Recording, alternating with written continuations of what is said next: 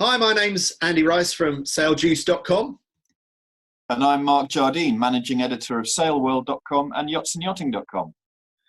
Now, the world is changing around us more rapidly than any of us has probably experienced before. So how is the coronavirus pandemic affecting the sailing world? So that is obviously the big topic that is touching every part of our lives. I almost feel stupid saying that, Mark, but if I'd have said that 2 weeks ago, even just 2 weeks ago, people would have thought that I was mad. But it is all pervasive now. But specifically, what is coming through to you? You get so many press releases, so many announcements about regattas and what's going on in the sailing world. What is the feeling out there generally? Well, the last 2 weeks has been utterly dominated by cancellations and postponements from minor events up and down the UK and around the world, all the way to the America's Cup, the Clipper race being postponed for a year, and the most recent that have come through, the America's Cup World Series in Sardinia. And it's across the board, events are just being cancelled, and that has utterly dominated the news.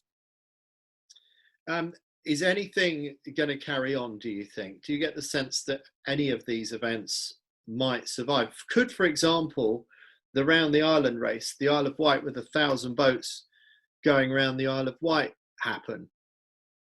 I don't see how it can possibly happen. How do you maintain isolation and this self-isolating that we're being told to do if you're putting a crew together on a yacht? I think the Round the Island race has got to be in severe danger of cancellation also. Not confirmed yet or anything like that, but I cannot see how they can go ahead with the race.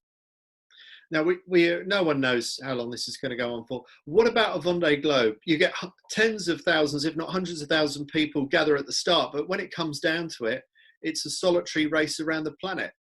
Could that go ahead?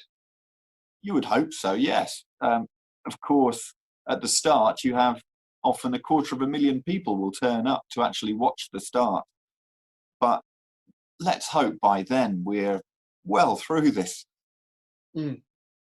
Well, that none of us know right now, obviously. And the other big one, which the Japanese are clinging on, I feel, by their fingernails to the idea that the Olympics will be able to go ahead as scheduled. My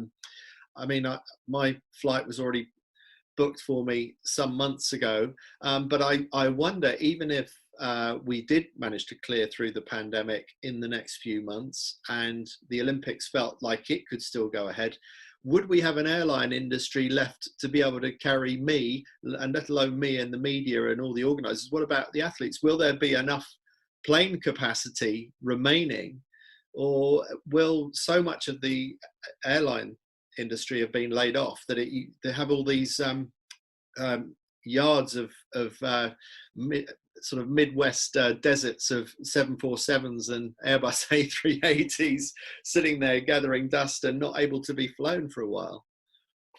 I don't think that'll be the case. I had a very good chat with a pilot friend, and yes, at the moment, everybody is being put on special measures because there just simply are no flights. But at the end of the day, there will be the aeroplanes, there will be the pilots, there will be the cabin crew. We have the airport infrastructure all there. Yes, the airlines themselves may be in a different shape or form, but all of the infrastructure for air travel is there, regardless of whether there is this long layoff. Okay, well, that's positive news from your friend. That's good to hear.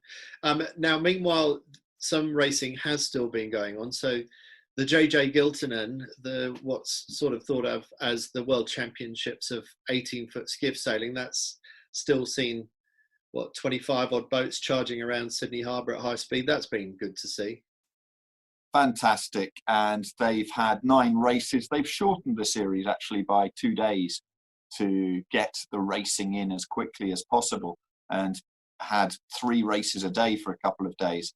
And we saw the Honda Marine team pick up their hat-trick win in that. But it's been fantastic to be able to report on an event that is actually happening, and the 18s always put on a great show. So I really enjoyed just every morning I just look forward to the point where the report has come through from Frank and putting that online. Really pleased to see. Fantastic. And also the Laser Masters Worlds in Geelong near Melbourne, that managed to get a series in. Again, that was curtailed, and I saw one British sailor who just missed out on countback on winning the world title in his division against one of the local Aussies, and he was a bit miffed that he wasn't able to, have a go at his competitor in the final few races that were scheduled. But I was amazed that they managed to let that event go ahead at all. It was incredible, but I think everybody was already over there, and so they thought, let's just try and get this in as quickly as possible, in the same way as they did with the JJs. And we had some great video interviews that John Emmett did for the reports, and I've been in close contact with him, and he's now got the difficult journey home with this reduced plane capacity. Right. Well, this time last week, I was being stood down from the 470 Worlds and the Princess Sophia Trophy, which is the multi-class Olympic event that was following on soon after that. So I had 2 gigs in Palma. And at this point, Thursday last week, I still thought maybe I was going, but I think it was by the afternoon I'd been told that I wouldn't be flying 2 days later on the Saturday. And in fact, if I had have gone on that EasyJet flight, I would have been one of those passengers that felt the plane do a U-turn and do a 180 mid-air and come back to where we'd taken off from, because it was last Saturday when Spain was turning away planes from its airspace for the first time. But talking about events that might as well have gone ahead, and this is what made me think of it when you mentioned the Laser Masters Worlds, pretty much all the competitors for the 470 Worlds were already out there. It was only a few hangers on like me who was going on to report out there. But basically the event was ready to go. But then suddenly Spain got put into this lockdown, very similar to what we've already seen in Italy for a few weeks and China before that. So I was gutted for them. And I'm, gutted for myself selfishly as well. I mean, my whole life is based on traveling from regatta to regatta, and I'm not sure when I or the competitors in the sailing world are going to be traveling next. And you think about high profile stuff like Sail GP and the America's Cup, and well, it's in good company. It's Formula One, it's Premiership football, it's a total sports shutdown, except for, I don't know, maybe there's a few things that can still go on, but I can't think what they are right now. Aussie rules football seems to be the one that's controversially going ahead, and that's the only one I can really think of at the moment. Yeah, well, I wonder what the justification is for that. Yeah, I mean, it's a very similar game, except they wear much tighter shorts than they do in rugby and soccer and other things like that. So I can't see what relevance that has to the coronavirus. But what made me laugh the other day was, I didn't see this for myself, but I heard that the English and Welsh rugby players before the Six Nations match wouldn't shake hands, because of coronavirus, no contact. And then what happens for the next 80 minutes of a rugby match? You've got people are sticking their arms and their hands in all kinds of strange places that wouldn't normally be acceptable in society. I just found that quite bizarre that they wouldn't shake hands at the start of the match. This has been such a rapidly evolving situation. I think people, still are adapting to how you're supposed to go about your life with this new reality that we've got for the next few months. And so we watched it unfold in front of our eyes, even during a game of rugby. What are you hearing from the industry in terms of, you make your money from, promoting various companies in the marine trade. You're one of the primary outlets these days for people advertising and marketing their wares. What kind of sense of optimism or pessimism are you getting right now? A combination of everything. Of course, everybody is worried in a situation like this. The economic impact throughout the world is massive. But There is a lot going on in the marine industry, and I had a very, very good chat with John Partridge of RS Sailing yesterday, and it'll be a video that I'll be putting online probably in the very near future, where we talked about what is happening and how it has affected the supply chain, and secondly, orders from customers. And there are quite a few who are actually bringing their orders forward so that they can get things in place for when people are returning back to the water. And I don't believe this is the end of people going on the water during this time either. I would like to think that people will take the opportunity to get on the water, and we are seeing, I just wonder if there is an element of overreaction. There's a shut everything down. It sort of feels a little bit like, what was his name in Dad's Army, the guy that ran around saying, don't panic, don't panic.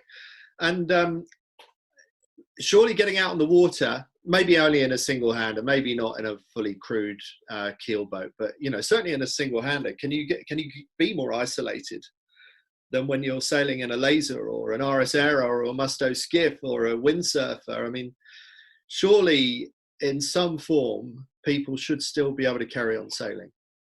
That is exactly my belief. And on Sunday, I went out for a local club sail down at Keyhaven Yacht Club, and immediately afterwards wrote an article called "Don't Let It Get to You, Go for a Sail."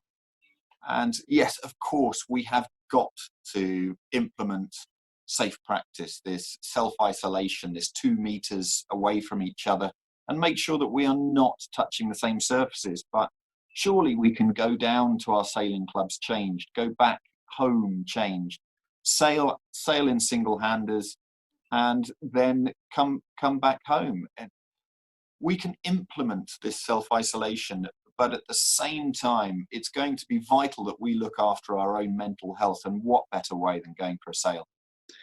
Now, the only thing with that is I'm not averse to going off for a sail by myself in my Musto skiff with no rescue cover, and touch wood, I've got away with it so far, but it's not best practice to do that, particularly in a high performance boat like a Musto skiff. But I mean, you could still get in trouble in a laser or an RS Aero or many other things. So there is that risk. Yes, I totally agree with you on the mental health side. I mean, regardless of coronavirus, for me, sailing has always been the best way to clear out a stressed head, and just press reset, defrag the brain. We all understand that. But set against that, obviously, are the risks of going sailing without rescue cover and, a formal environment in which to sail and feel like you're safe. Well, I believe we can put rescue cover in place. If you look at most clubs, when a group of sailors go out, you will have a husband and wife team quite often will go out on a rib. One of them will have the PB2 qualification and the other can act as assistant. And then you have a pair who are self-isolated, available as the rib cover. Even during a rescue situation, unless it has got really extreme, there is actually no contact. It's at most, it's usually a tow home when a rudder is broken. And so I believe we can do this in a safe manner and still get out on the water. And I believe it's going to be hugely important. This is if we're given the choice to do it, of course. I mean, it looks as though the British government is gradually giving up ground on its original stance of sort of this herd immunity approach that it was taking, as opposed to the full lockdown that we've seen in China and Italy and Spain. I mean, I did an interview the other day, which you kindly published. It was an interview with a 23-year-old girl in China that I worked with at the China Cup Sailing Regatta last year, and she's coming through her 8th week of self-isolation in Shenzhen in China. And my son, who's 27, in Madrid, he's coming through his 5th day of self-isolation, well, imposed isolation, with police going through the streets with megaphones saying don't come out, and if you step out of your door and you don't have a good reason for doing so, you get slapped with a massive fine. I mean, fortunately, we haven't encountered that in the UK yet, but then we have to resort to e-sailing, of course, don't we? Absolutely. Where there's a will, there's a way. We will find ways to sail, even if it is not sailing on the water.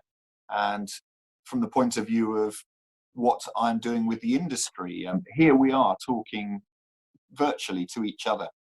And it is a great time to actually find the people in sailing, talk to the people in sailing and find their stories. And I think even if we can't get out in the water, we can buoy people up so that when this isolation period is over, people will just be raring to go.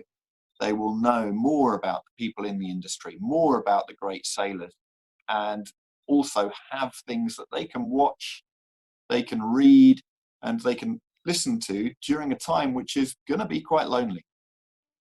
Yeah, well, hopefully we can contribute in our own small way. And for me personally, this is a bit of therapy. You know, just being able to talk is actually quite nice. And we're using some free software called Zoom that anybody can download. It's not that different to Skype. And there's FaceTime and various other things. I think even the old school telephone is proving a lifesaver for a lot of people right now. Just being able to get your thoughts out of your own head and just get them out of your mouth and have some kind ears to listen to what you've got to say, I think is good therapy for any of us. But movement is another one, and this is the one that concerns me about isolation to our homes, if it comes to that, is movement. I've got some Zumba DVDs which I might be digging out, so I might see if I can squeeze into the old Lycra and do the Zumba. But what about you, Mark? How are you going to stay sane? I run every other morning, and I would hope that I would still be able to do that. If not, then isolation on my own in the house, it'll be tricky. It'll be really tricky. I just hope we can get out in some way, shape or form. But I understand at the end of the day, we have to do what is best for the health of the world. And if that has to stop for a while, alternatives will be found. I will find different ways of doing exercise. I don't have any Zumba DVDs in the cupboard. I'll send you some. Please don't. And I will find ways to exercise. I will find ways to make sure that side of things is covered off. But mentally, I am just going to make sure that we continue to instill that positive message of sailing, just making sure that the industry is heard, that sailors are heard, that we are providing that outlet so that when we're out of it, people just, the first thing they want to do is get out on the water. Mark, I think we should finish it there. We haven't covered an awful lot of ground, but we've covered some important ground today.